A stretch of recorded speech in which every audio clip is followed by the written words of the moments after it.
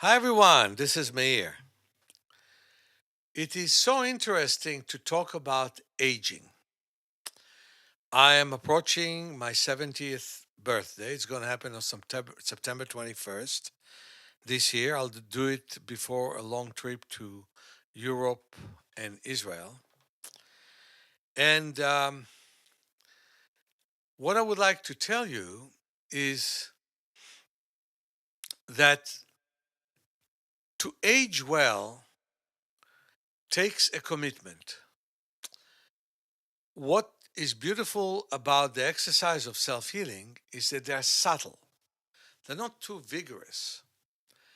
And the result is that while you are not exactly the same in your 70s that you were in your 40s or even 50s, you can see that um, throughout the years, from the age of 30 to 60, basically I was in the same shape, which was great.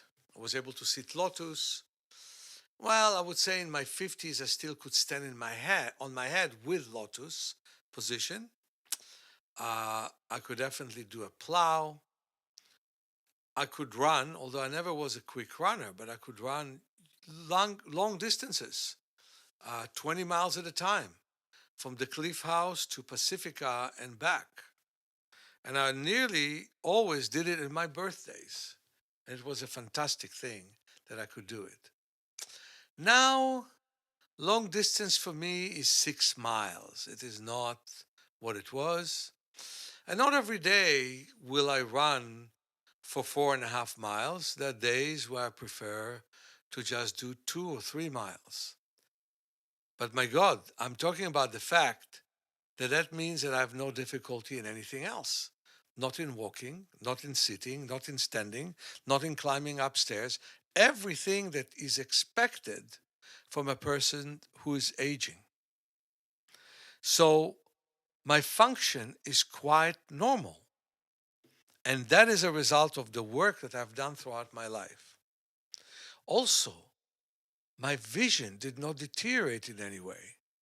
So I aged. I could say, okay, I saw well until I'm 70, and everybody expected me to lose my vision as I age. Maybe it will happen when I'm 100, maybe not. Because so far, the only thing I can tell you is that as I keep working on my eyesight, it's getting better and better. So, what are the secrets? Well, first of all, you don't exhaust yourself with exercises on a regular basis. Those people who do that with time wither. The kidneys fail, the liver doesn't work well, digestion is not good. But second of all, you don't become a couch potato either. Yes, you have good moments of being lazy, but at the same time, you're active. Third, you listen to your body kinesthetically. It was a wonderful sentence of Therese Bertherat, who wrote the book The Body Has a Secret, who said, your body is your house. You're the landlord, and a long time you lost your keys. She's talking about 9 billion people, not about one person or another. Only few millions of people in this world are working on paying attention to the body. We're in the aspirin age where you don't want to feel any pain, so you take pills. We're in the age where we want to accuse doctors for everything that goes wrong with us. We want to accuse the industry for every bad food we put in our mouth. We never take charge of ourselves. If you didn't have anyone to accuse, you'd feel miserable because you want to accuse someone for what's wrong with you. I just heard a lady who told me about all the bad surgeries that were done with her and that she knew better, but she still did them because she follows the doctor's advice. Excuse me. You choose what you do. You choose what you don't. In this age of the internet, you can read about things and you can read very well. You don't have to say yes to anything that doesn't appeal to you. So the important thing for us to know is that in order to live good life, we have to be judgmental about what others telling us to do with ourselves. But we also need to put the energy and the work and the basic work of sensing what the body needs. So you need to stretch, but not overstretch. I've heard of some person who sat 8 hours in lotus and they had to cut one of his legs off because he couldn't undo the position. And his blood stopped running to his legs. So those things exist. You can have no kinesthetic awareness with some yoga and stretches exercises. You can have no kinesthetic awareness with some aerobics. And I think that everybody who does muscle buildup doesn't even know what kinesthetic awareness is. So yeah, your ego will be happy if you have big muscles, but your body may not like the process with which you went through. So how do you lose a little bit every year but function completely well to your 100? Well, you do it by having sense of what you eat, definitely, and I could do better with that.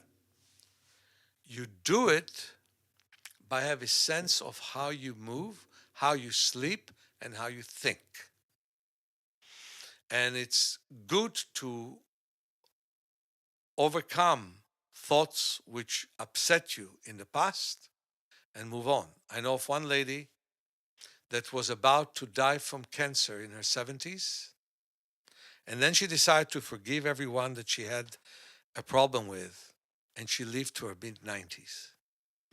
So it's up to you what you want to do with yourself. But kinesthetic awareness through movement, through breathing, deep awareness of the body, where you feel how your breath affects every move that you make, where you feel how every part of you connects to every other part, that actually the toes of your feet, if they're not very mobile, affect your neck, which can become very stiff. That not blinking enough affects your neck. The tensing your shoulders affect your fingers. The tensing your ankles affect your toes. Once you start to feel all those things, and once you target muscles you never used before as much as you needed to, work them in order to relax the muscles that you're overworking, you're on the right path. But what this world is doing is, yes, you get more circulation. Yes, the muscles become bigger. But people use less movement and contract with the movement they are used to. So they build up muscle fibers of the same muscle to the point of exhaustion. And they don't build their opponent muscles and the muscles that help them, the synergist. The result is arthritis. And as much as 90% of the people past the age of 60 have it. And that is something we should get out of. Yes, eat right. Everybody says that, and more people know how to do it. But the most important thing is move in a way that agrees with your body. And once when I was teaching a class in Austria and had many audience, somebody did not know how to write about my method, what will catch people. And she said something beautiful. My body knows its own dance. So that's what I teach on my basic training. And that's what I will be teaching in my online class at 11 o'clock on July 16th. And I hope to see all of you there. Many blessings to all of you. Meir.